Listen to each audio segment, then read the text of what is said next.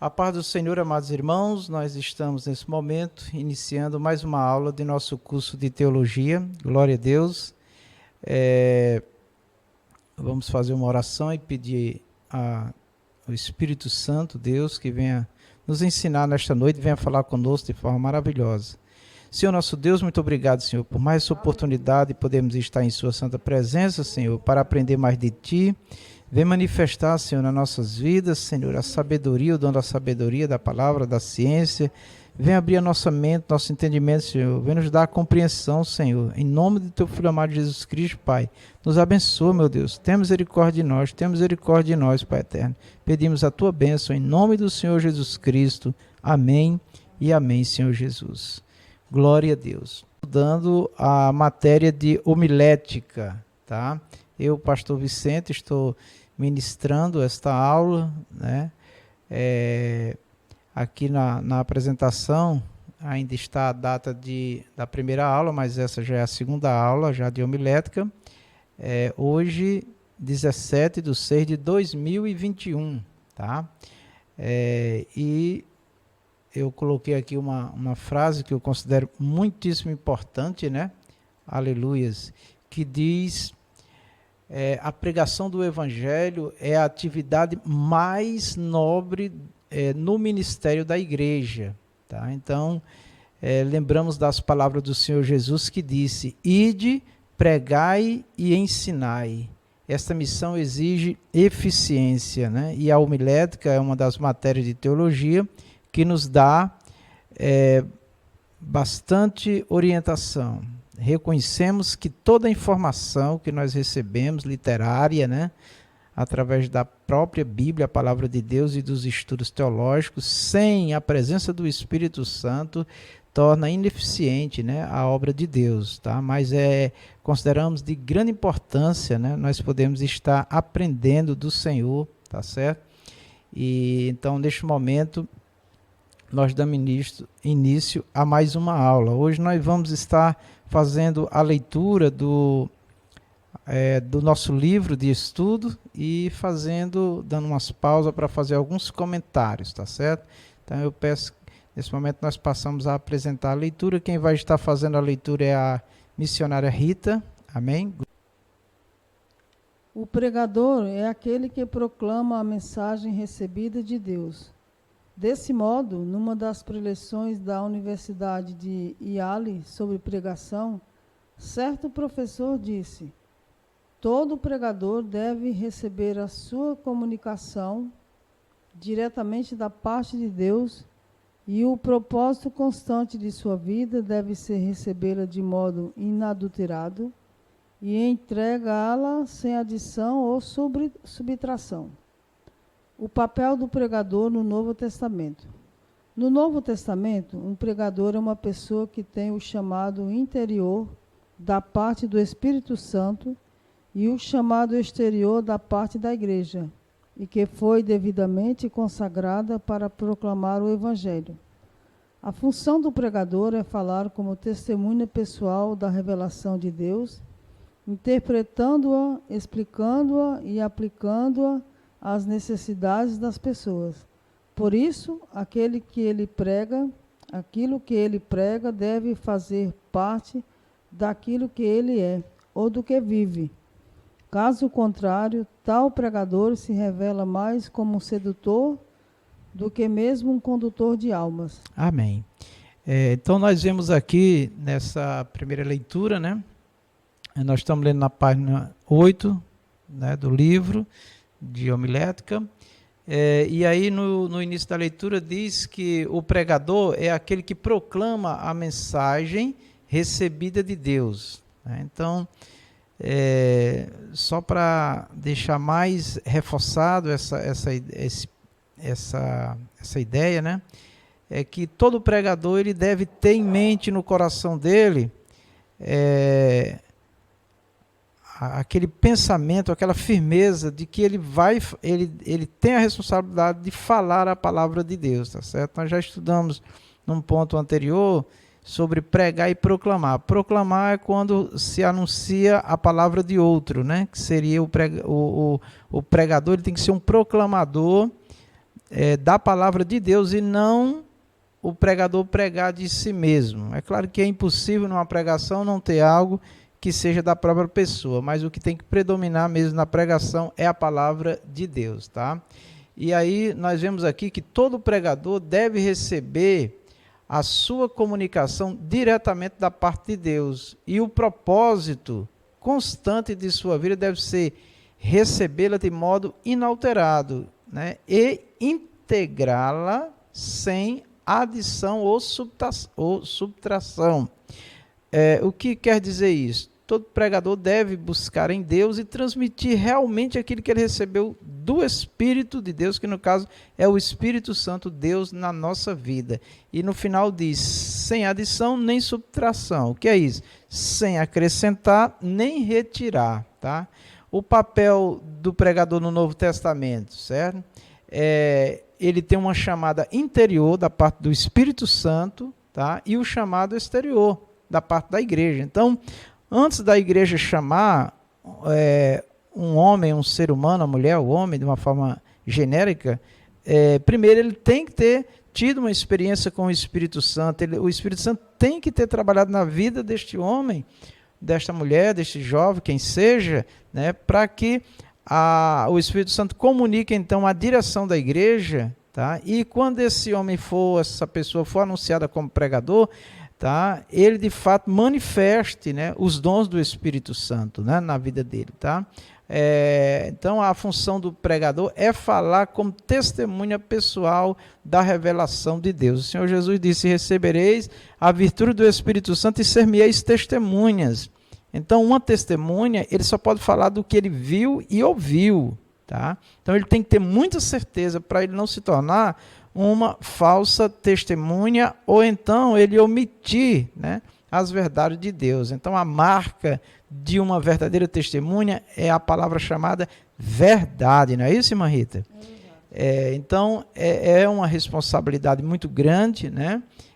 E essa responsabilidade ela tem muito mais com o compromisso com o próprio Deus, né, do que as habilidades humanas, né? Porque muitas pessoas se negam a pregar ou demonstram a timidez por não ter uma grande eloquência, por não ter um discurso, uma oratória muito bem organizada, mas o mais importante, isso é importante, mas o mais importante é que não mude aquilo que Deus falou, tá? Por isso, aquilo que ele prega deve fazer parte daquilo que ele é, tá? Ou seja, pregar o que vive, né? Então é muito importante isso, tá? Eu não posso ser somente um contador de história, né? Vamos dizer assim, ou narrar uma história, mas o que Deus mais deseja é que aquele que é a sua testemunha fale do que de fato ele está vivendo, da sua experiência com Deus. Caso contrário, tal pregador se revela mais como um sedutor do que mesmo como um condutor de almas, né? E não é isso que Deus quer. Lamentavelmente, nós temos percebido que muitas pessoas se tornam pregadores, testemunhas, mas infelizmente coloca muito em dúvida, né, a mensagem dele devido à vida que ele vive. Não é isso, irmã Rita? Você pode fazer um comentário?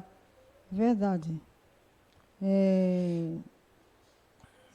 Eu vou ficar nesse ponto aí quando o senhor fala que por ele não ter habilidade, não ter uma comunicação bonita, uma eloquência, às vezes ele se omite, né? De falar aquilo que o Espírito Santo está lhe falando. E nós não devemos ficar parados nesses tópicos. É bom se preparar? Sim. Ter uma comunicação fiel? Sim. Ter uma eloquência? Melhor ainda. Mas devemos ter consciência disso daqui, que devemos falar do que vimos e ouvimos. Como nós não vimos o Senhor Jesus, o Espírito Santo, que conhece muito bem, ele deve ser o comunicador para nós. Assim a pregação será perfeita.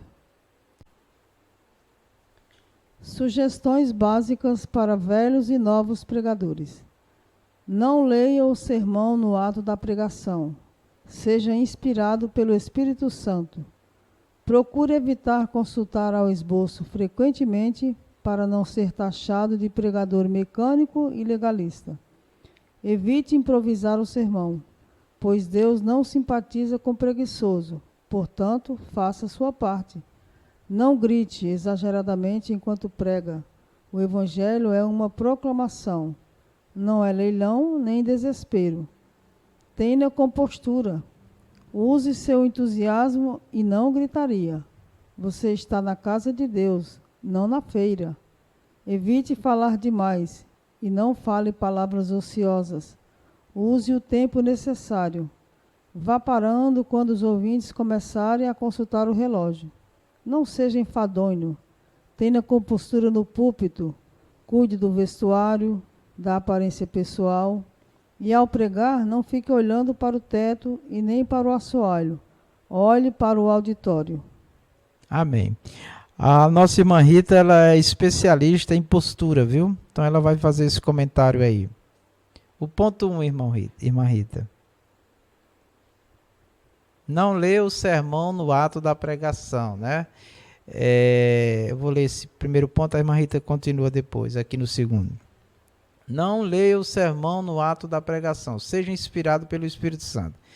É importante nós entendermos essa pontuação aqui, porque quando o pregador ele fica só lendo aquilo que ele escreveu, tá?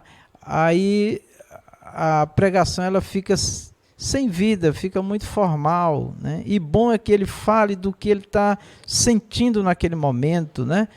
Do que ele está recebendo do Senhor naquele momento, mesmo que ele esteja seguindo, né, um roteiro que ele escreveu, mas que o momento seja um momento de contato ali com o Espírito Santo. Certo, irmã Rita? Certo. Quase todas as pessoas que fazem uso da palavra, nós que pregamos... Só um minuto, irmã Rita. Você está comentando o ponto, é? Vá para o segundo ponto. Procure evitar consultar ao esboço frequentemente para não ser taxado de pregador mecânico e legalista. É um erro que quase todas as pessoas que fazem uso da palavra em público, pregadores, nós que fazemos uso da palavra, temos essa dificuldade. Quase não lemos o assunto que está sendo tratado, por isso que há essa dificuldade, né? Fica uma coisa mecânica. Então, o conselho aqui do professor é evitar consultar o esboço com frequência. Evite improvisar o sermão, pois Deus não simpatiza com o preguiçoso, portanto, faça sua parte. O que é isso, improvisar o sermão? Leia aqueles tópicos mais frequentes, né, que as pessoas acham melhor de pregar. Por exemplo, João 14,6, eu sou o caminho, a verdade e a vida, né? Por quê? Porque é uma mensagem mais prática, mais rápida, que se encaixa com as pessoas que estão ouvindo, evangélicos e não evangélicos, mas nós devemos, quando olhar para o nosso público, levar a mensagem que Deus quer que fale. É outra dificuldade que há nos pregadores, né? Isso, então, o improviso, né? Procure evitar improvisar o sermão, né? Que é a pregação. O que é improvisar? É não se preparar antes, né, irmã Rita? Verdade. Tá? Então deve ler bastante, deve fazer anotações e na hora o Espírito Santo vai fazer a pessoa lembrar e ele deixa o papel ali do lado e quando precisar ele dá uma olhadinha rápida, glória a Deus, aleluia, dá uma olhadinha para não perder o roteiro daquilo que Deus lhe deu, tá certo? Mas o importante mesmo é não improvisar, pois Deus não simpatiza com preguiçosos, portanto faça a sua parte, né? Deus vai fazer a dele, nós vamos fazer a nossa. Por que a palavra preguiçoso entra aqui? Porque tem pessoas que não querem ter o trabalho de ler, não querem ter o trabalho de estudar, né? E orar e se preparar, e aí deixa tudo para Deus na hora dar, fazer, Deus vai falar, mas não teve uma preparação. Deus não quer assim, tá? O próximo ponto, irmã Rita. Não grite exageradamente enquanto prega. O Evangelho é uma proclamação, não é leilão nem desespero. Ao contrário de que alguns pensam, né, que falar alto ou falar bravo, isso vai chamar a atenção dos ouvintes, né? E Jesus tinha, por excelência, esse dom maravilhoso de atrair as pessoas com a palavra mansa, branda, né? Isso. Sempre que nós formos pensar em exortar na palavra, vamos usar o tom baixo, né? Evitar bater no púlpito, bater na Bíblia, né? Ficar com aquele dedo assim ríspido, como se isso fosse chamar ou atrair a atenção de alguém, né? Isso. Eu quero fazer uma observação aqui, porque quando o instrutor, o professor, né, diz aqui, orienta para não grite, algumas pessoas interpretam, quando pede-se para não gritar, é que a pessoa não pode elevar a voz, que a pessoa não pode ser fervoroso, né, que ele tá, e alguns se justificam que está cheio do poder de Deus, que ele não consegue se controlar. Mas a questão do grito aqui, além do que a irmã Rita falou, primeiro, é que incomoda alguns ouvintes, né? E principalmente num ambiente onde o som está muito alto, né? Então, a voz, na verdade, o pregador deve pensar em ser ouvido, ser compreendido pela voz dele, né? Não muito baixo e também não muito alto, tá? E aí temos casos de pessoas que é uma gritaria, é um barulho enorme, que a pessoa nem entende o que ele está falando, tá certo? Então, isso prejudica a mensagem, as pessoas se incomodam, perdemos a oportunidade da pessoa ouvir, meditar, pensar, o Espírito Santo trabalhar. Então, isso são orientações que não tira, isso é importante, o fervor da igreja. Fervor não é gritaria.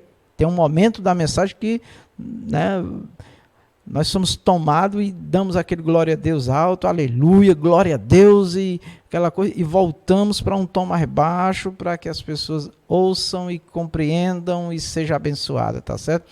E aqui ele faz uma observação, que o evangelho, né, no caso da pregação, não é uma proclamação, não é um leilão, né, tá? Não é um desespero.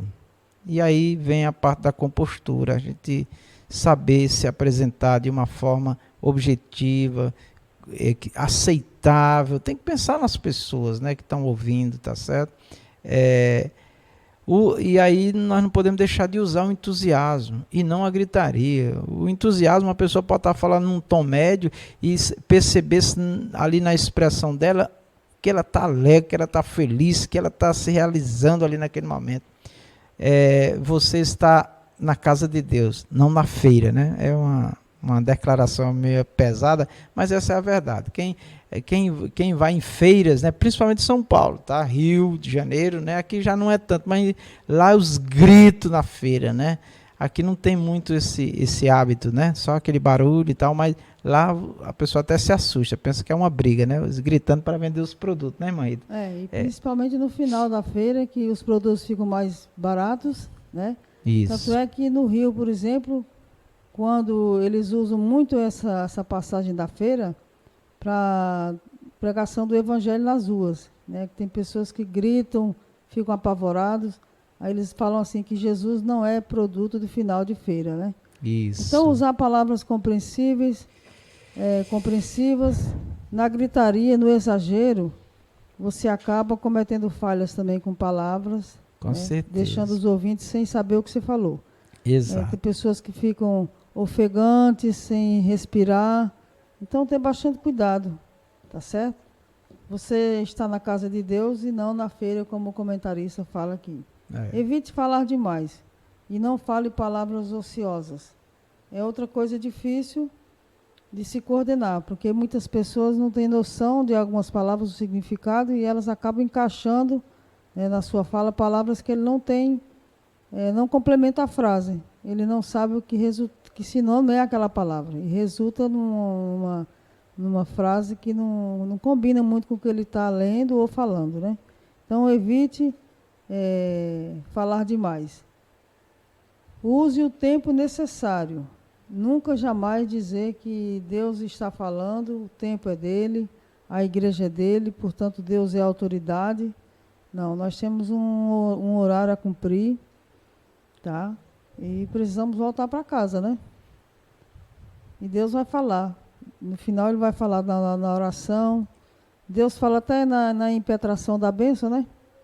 ele pode falar, mas aquele tempo que for lhe dado, seja fiel, seja honesto, fale somente no tempo necessário. Vá parando quando os ouvintes começarem a consultar o relógio. Não seja enfadonho, cansativo, né? As pessoas, e usar palavras também muito difíceis, vai cansando o ouvinte. Principalmente pessoas com criança, pessoas que moram longe, no caso das mulheres que não têm maridos evangélicos, não estão com elas naquele culto, a pressa para ir embora. Então, o pregador ou quem está dirigindo a palavra tem que ser sensível, né? Tenha compostura no púlpito. Cuide do vestuário, da aparência pessoal. Isso aqui é muito interessante, porque a roupa não vai falar, né? Os apetrechos não vão falar, mas o momento que você sai de casa, principalmente os homens, as esposas devem cooperar muito bem com respeito à postura e à compostura dos seus esposos.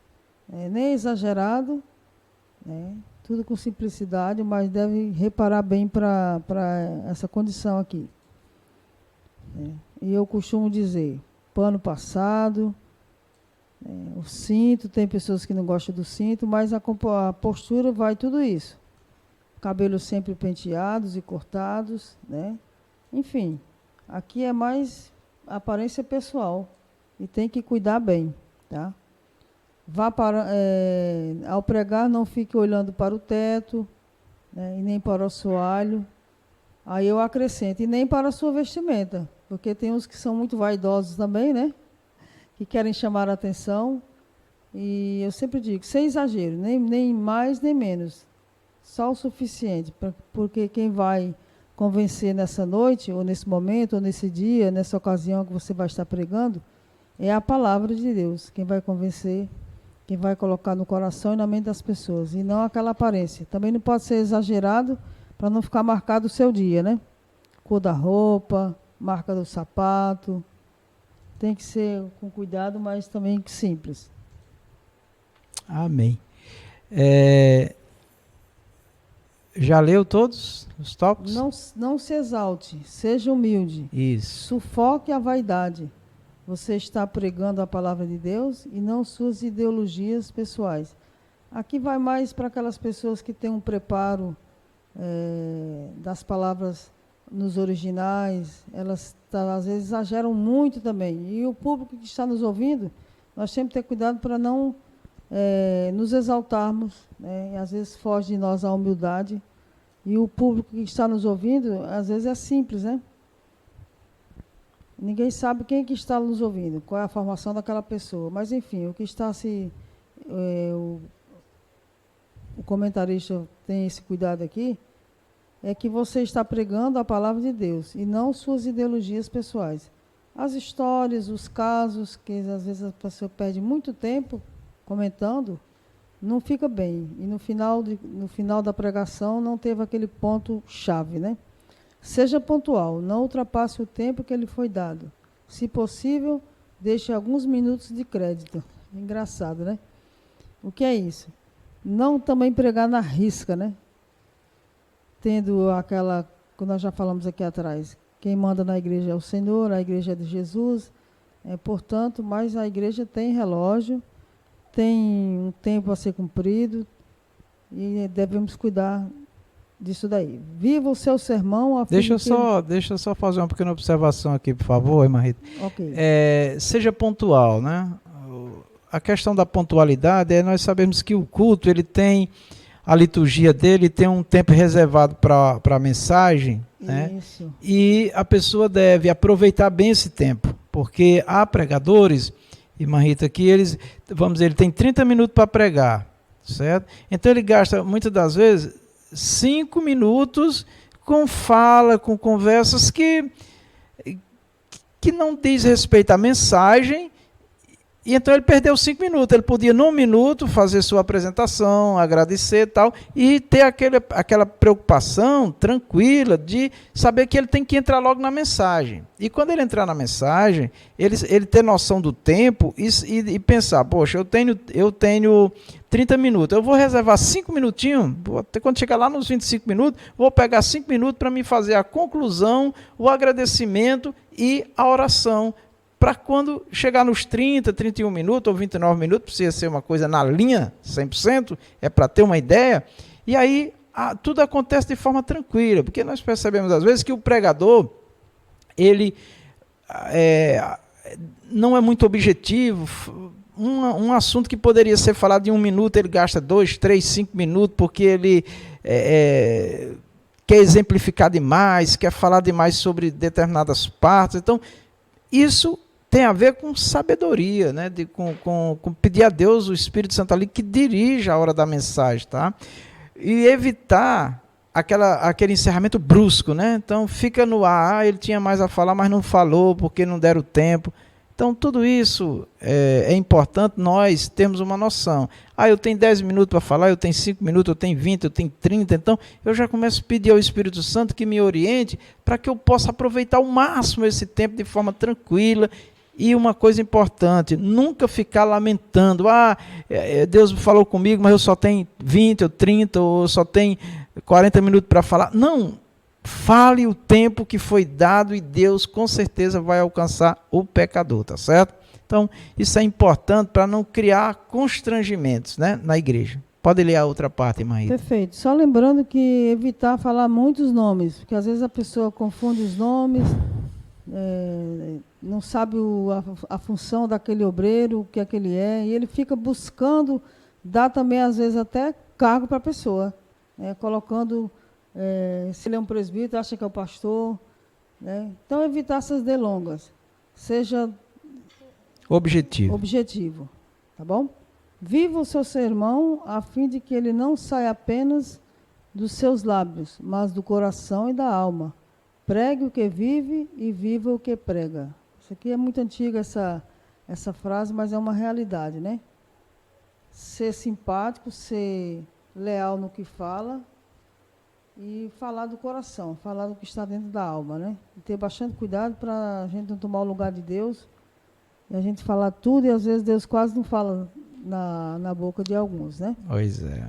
Viva hoje como se fosse morrer amanhã. Estude hoje como se a vida fosse eterna. Pregue como se fosse seu último sermão. Esse aqui eu vou deixar para o pastor. Pois é. Essa parte aí é que, assim, nós não sabemos se vamos poder viver amanhã, né? Então, eu tenho que se utilizar do tempo hoje como se fosse a última vez. Se eu pensar assim, eu vou querer dar o melhor de mim, marido. Certo? É assim, tá? Então, isso é importante. É a mesma coisa de quando vai se preparar o sermão, eu tenho que ter aquele sentimento que parece que o sermão depende só de mim. Então eu vou me empenhar. Eu esqueço um pouco que na hora Deus vai fazer. Não, eu vou procurar atingir o máximo de mim. Tá? E na hora da mensagem é Deus. Certo? Então, quando nós vamos para esses extremos, nós com certeza vamos alcançar um objetivo melhor. É isso aí. Sem esquecer que nós podemos voltar àquela congregação outro dia, né? Certeza. Não se entregue à lei da inércia e do menor esforço, nem seja preguiçoso. Busque de joelhos no celeiro de Deus gloriosas mensagens para alimentar o povo. Interessante, né? Ficar na preguiça, não se esforçar, achando que já sabe alguma coisa, por causa da experiência. Não vamos confiar em nós mesmos. A gente já passou algumas dificuldades e hoje a gente sabe que não ficava bem, né? Por confiar naquilo que a gente já sabia. Então, vamos nos preparar melhor. Estude como se tudo dependesse de você. E ore como se tudo dependesse de Deus. A oração aqui, para Deus, você já tem um sermão, já tem a palavra que vai trazer, mas nós precisamos depender de Deus em tudo, desde o início que chegamos até o final.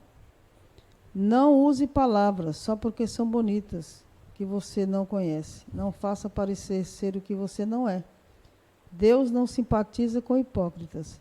Não queira parecer ser uma fogueira pintada na tela. É melhor ser uma pequena faísca de verdade do que ser uma grande labareda falsa que não produz luz nem calor. Irmã Rita, só um minuto.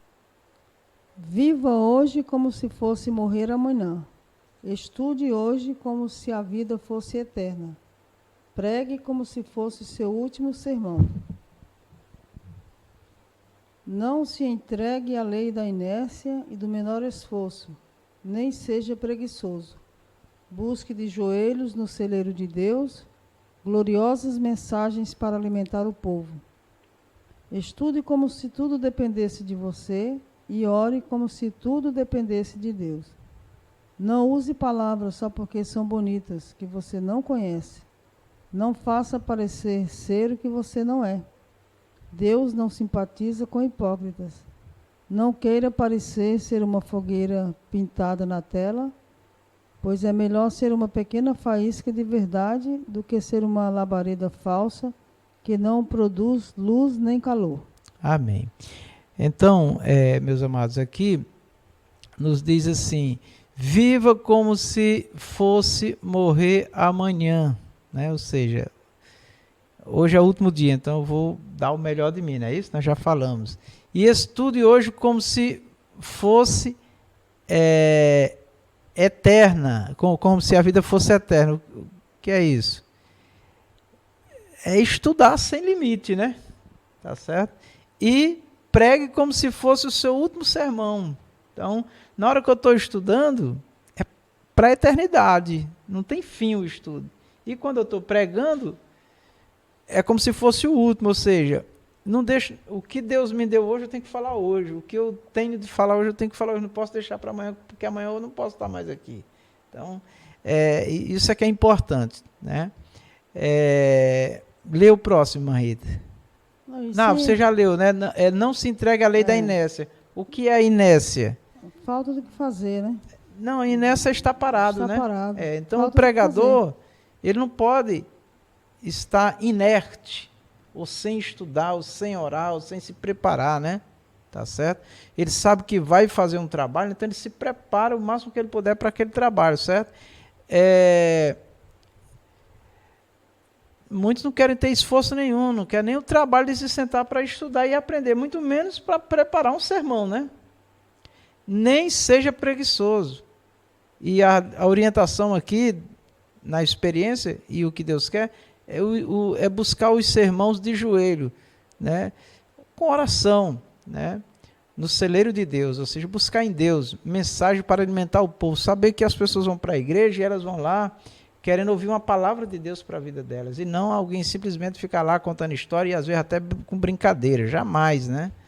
Estudo como se tudo dependesse de você, né? Então, quando eu estou estudando, como eu já falei, adiantei aqui, eu deixo um pouco aquele pensamento que Deus vai na hora fazer, e é como se tudo dependesse de mim, mesmo sabendo que não, mas eu vou dar o máximo de mim, e ore como se tudo dependesse de Deus. Então, eu dou o máximo de mim, mas, ao mesmo tempo, eu reconheço que tudo que eu estudei, aprendi, tudo que eu tenho, eu dependo de Deus para funcionar, para dar certo, para Ele alcançar as vidas, né?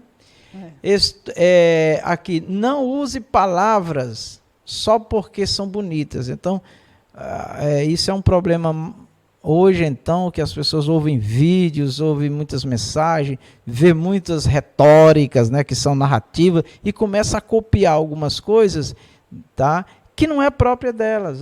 Aquilo não foi uma inspiração da pessoa, a pessoa está só copiando de outros. Então, Deus quer que nós sejamos nós mesmos. E outra coisa, falar palavras que não sabe. Se alguém perguntar a um pregador, o que significa essa palavra pregador? E ele não sabe o significado, ele só pronunciou, né? Então, fica fora, né? E Deus conhece nossos corações. Não faça parecer ser o que não é. Então, isso é muito importante.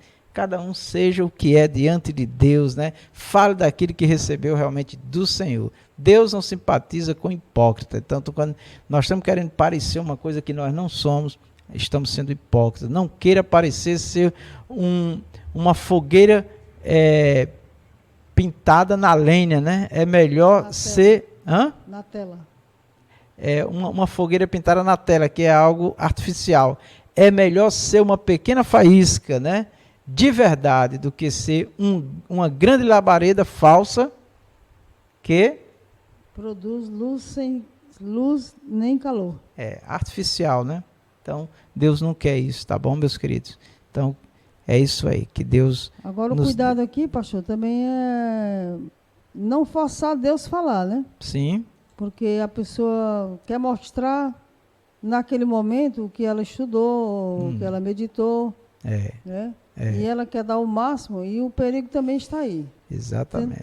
Tem que ter um equilíbrio, tem que ser temperado, né? E a pessoa tem que ter bastante sobriedade para não forçar Deus falar. De repente, ela quer dar uma resposta também para aquela plateia, que às vezes é falsa, né? Por isso que eles se esforçam para ser essa fogueira pintada na tela aqui. Exatamente. E é muito perigoso. Isso. Deus vai dando. Se você orou, se você estudou, se preparou, depende de Deus, Ele vai falando, Ele vai dando também essa revelação. Com certeza, que o maior desejo de Deus é alcançar os ouvintes. Exatamente. O maior desejo de Deus é que naquela noite as pessoas se arrependam, entendam o que está sendo falado através dos pregadores. Então Deus vai falar. Então não se precipitar. Amém. Okay? Continue, por favor. Os pioneiros da pregação bíblica. Isso. Os primeiros relatos da pregação da palavra de Deus não encontramos no Antigo Testamento. O texto de Judas, versículo 14, diz: E destes profetizou também Enoque, o sétimo depois de Adão, dizendo: Eis que é vindo o Senhor com milhares de seus santos. Aqui Judas relata que Enoque foi um pregoeiro apocalíptico. Já naquele tempo, há milhares de anos antes de Cristo, ele profetizava o fim dos tempos e o juízo de Deus contra os ímpios. Pedro chama Noé de pregador da justiça e não perdoou ao mundo antigo, mas guardou a Noé, pregoeiro da justiça, com mais 7 pessoas ao trazer o dilúvio sobre o mundo dos ímpios. 2 Pedro 5:6. O conteúdo da pregação de Noé também era de natureza apocalíptica e catastrófica, pois enquanto ele construía a arca, anunciava o iminente juízo de Deus em forma de um grande dilúvio. Amém. Vamos só fazer uma observação aqui. Então, os primeiros relatos de pregação da palavra de Deus encontramos no Antigo Testamento, né? O texto de Judas 14, né? Judas só tem um versículo, um capítulo, e aqui o versículo 14. E diz assim: E destes profetizou também Enoque, o sétimo depois de Adão, dizendo: Eis que é vindo o Senhor com milhares de seus anjos. Então aqui só para mostrar, né, o início, né, da pregação dos pregadores. No caso de Noé, né, que pregou, o pregador da justiça anunciou o dilúvio, né? Então, 2 Pedro 5:6, o conteúdo da pregação de Noé também era uma natureza apocalíptica, né? E catastrófica. Por quê? Porque ele estava anunciando o futuro, né? O que ia acontecer. Como a igreja hoje também, ela tem essa mensagem também apocalíptica, né? Inclusive temos o livro de Apocalipse, tá certo? Certo, irmã Ida? Certo. Pode continuar a leitura, as bênçãos, né? As bênçãos de Isaac, Gênesis 27, e de Jacó, Gênesis 49, são exemplos do discurso formal, religioso, no estilo poético. O livro de Deuteronômio é uma série de sermões que repetem, expandem e esforçam boa parte da legislação de Moisés. Desde os tempos de Samuel até os de Jeremias, aconteceu o grande período profético da história de Israel. Dentro desse período surgiram Samuel, Natã, Gade, Azarias, Elias, Eliseu, Joel, Miqueias, Isaías, Jeremias e outros. Esses pregadores vinham ao povo e aos reis com suas mensagens da parte de Deus, e suas mensagens começavam frequentemente com a seguinte frase: imploravam, advertiam, repreendiam, encorajavam, falavam de julgamentos, inspiravam com promessas fulgurosas da glória do porvir. Os relances que possuímos destes profetas relevam a grandeza do seu caráter, a força da sua influência e o valor permanente das suas mensagens.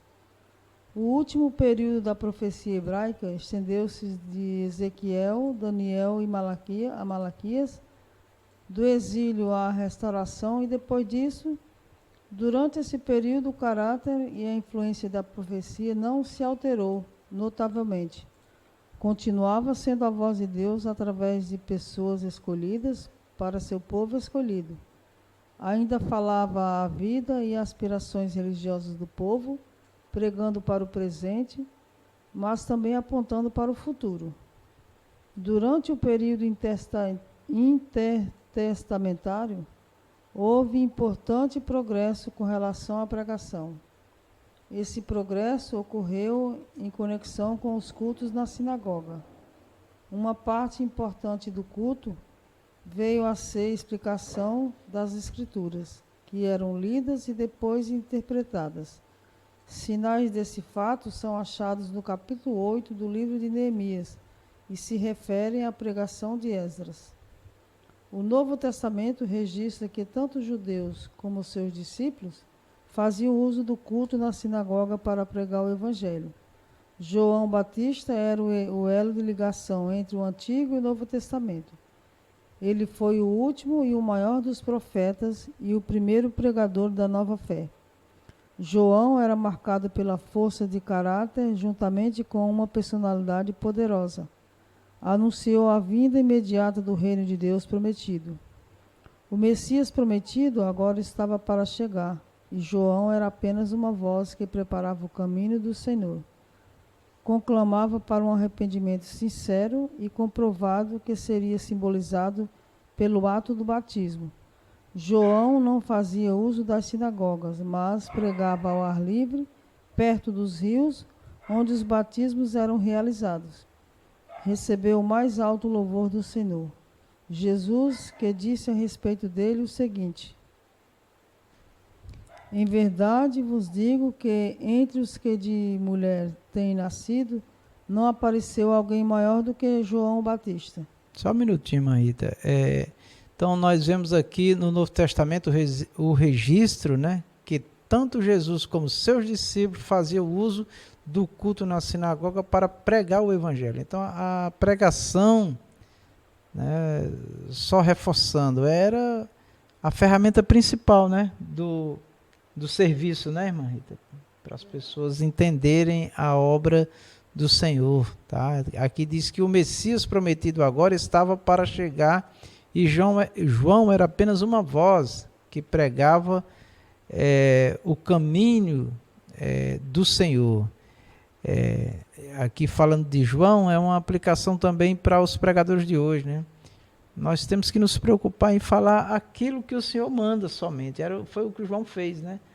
Trabalhou com a sua pregação, preparando, né, a chegada, ou melhor ainda, que Jesus já estava ali e ele estava preparando, né, o aparecimento público de nosso Senhor Jesus. Tanto é que quando João é preso, o Senhor Jesus aparece e muitos já tinham uma ideia de quem o era, né? João deu algumas orientações, assim, o Espírito de Deus através de João já deu alguma luz, um entendimento, né, de Jesus quando se torna público, tá? E o Senhor Jesus aqui no finalzinho desse tópico aqui, ele diz assim: em verdade vos digo que entre os que de mulher têm nascido, não apareceu, né, alguém maior do que João Batista, tá? Aí depois ele diz: mas aquele que é o menor no reino dos céus é maior que ele, né? Então estava falando do próprio Senhor. Então é importante, irmãos, nós observarmos essa parte aqui para entender a nossa posição de pregador, né? é simplesmente anunciar a palavra do Senhor. É a voz de Deus através de nós. Amém, irmã Rita? Amém. Pode continuar. O fundamento da pregação também se encontra no exemplo de Jesus. Ao compararmos a pregação de Jesus com a de João Batista, podemos ver tanto semelhança como diferença. Os dois falavam do reino de Deus, mas cada vez mais Jesus interpretava as promessas no sentido de serem cumpridas nele mesmo. Proclama que ele mesmo é o cumprimento da profecia, como filho e, portanto, o revelador de Deus. Falando a respeito de si mesmo como Salvador e libertador das pessoas, ele se apresenta como sendo o caminho para Deus, o bom pastor que deu a vida pelas ovelhas, o Redentor que daria a sua vida como resgate por muitos. Ele é o seu próprio Evangelho, ao que daria a sua vida como resgate por muitos. Ele é o seu próprio Evangelho. Ao contrário de João Batista, Jesus conclama as pessoas a terem fé no Senhor que agora chegou. Ele oferece a si mesmo e a sua obra para a aceitação dos seus ouvintes. Ele é a revelação e a concretização dos modos graciosos de Deus com as pessoas e deve ser recebido como tal e ser objeto de fé. Jesus pregava em várias localidades para auditórios de tamanho variados e às vezes falava a grupos pequenos e em outras ocasiões a vastas multidões.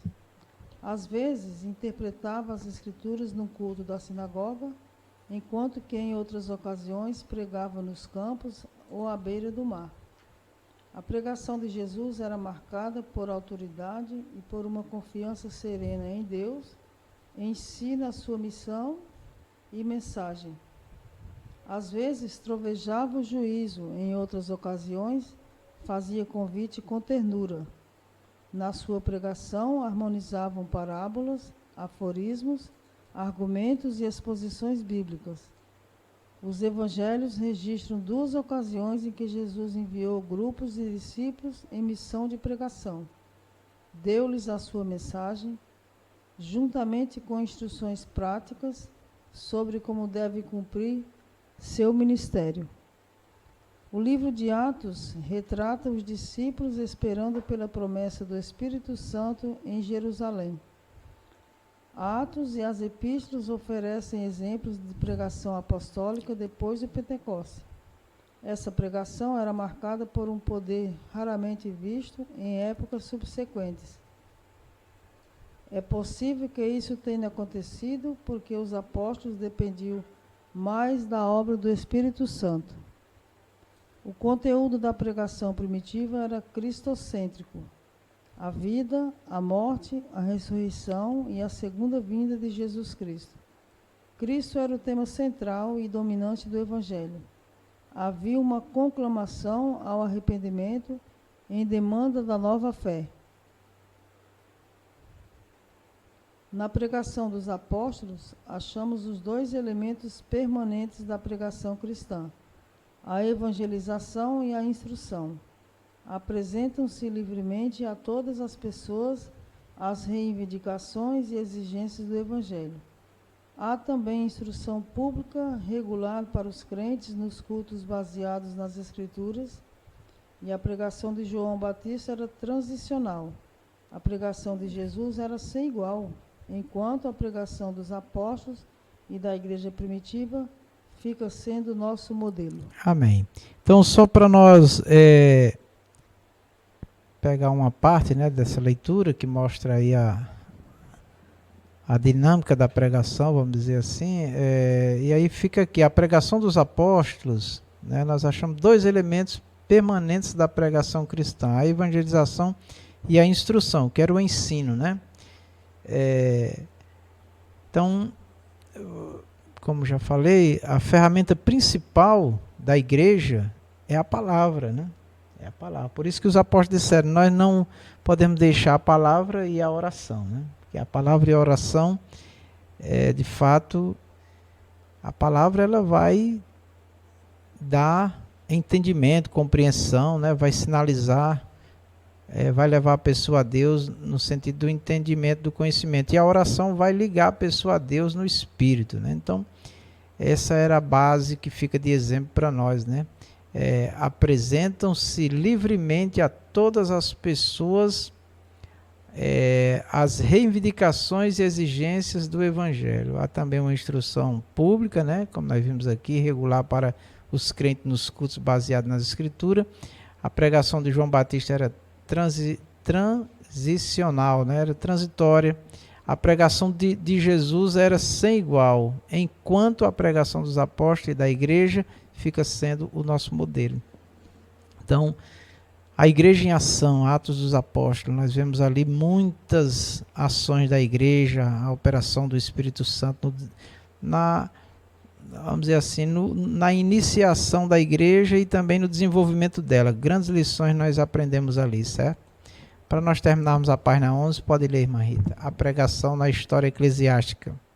Depois da morte dos apóstolos e dos seus cooperadores na igreja primitiva, há um declínio da pregação até que, gradativamente, seu poder aumenta até alcançar um nível alto nos séculos IV e no início do V. A partir daí, a pregação cai numa longa noite de obscuridade e fraqueza, começando a se reaviver com a pregação das cruzadas e a ascensão do escolasticismo. Você está na página 12? Espera aí, até a 11. Aí. Nós vamos continuar a leitura aqui na página 12, que não vai aparecer para os irmãos, mas na continuação das nossas aulas vai aparecer a página 12, tá? A pregação na história eclesiástica, tá? Então, continuando na página 12, diz assim: obscuridade e fraqueza, começando a se reavivar com a pregação das cruzadas e a ascensão do escolasticismo. Chegou à sua forma medieval no século VIII. Em seguida, há um novo decréscimo geral em pureza e poder. A reforma aparece como outra grande onda que desenvolveu lentamente a força até encontrar o seu auge na primeira parte do século XVI. Depois da reforma, com a fragmentação da igreja visível, a pregação é marcada pela diversidade ao espalhar-se de país em país e de denominação em denominação. Cada país e cada denominação tem seus picos de poder e declínio na pregação. Atualmente, os pregadores praticam mais a pregação litúrgica, voltada para a rotina dos cultos, mas tem crescido muito nesses últimos dias a pregação evangelística. Há também a pregação baseada na teoria das comunicações e também a chamada pregação da libertação. Alguns homiléticos incluem nessa categoria a pregação negra e feminista. A pregação se fundamenta na teoria da linguística, a pregação na situação vivencial, a pregação indutiva e a pregação narrativa. Há uma renovação no interesse pela pregação teológica. Então, esse último tópico aqui, amados, na próxima aula nós vamos comentar a pregação na história eclesiástica. Deus abençoe e até a próxima aula. Todas as quintas-feiras nós estamos aqui reunidos, aprendendo a palavra de Deus na nossa sala de aula. Deus abençoe, uma boa noite a todos. Amém.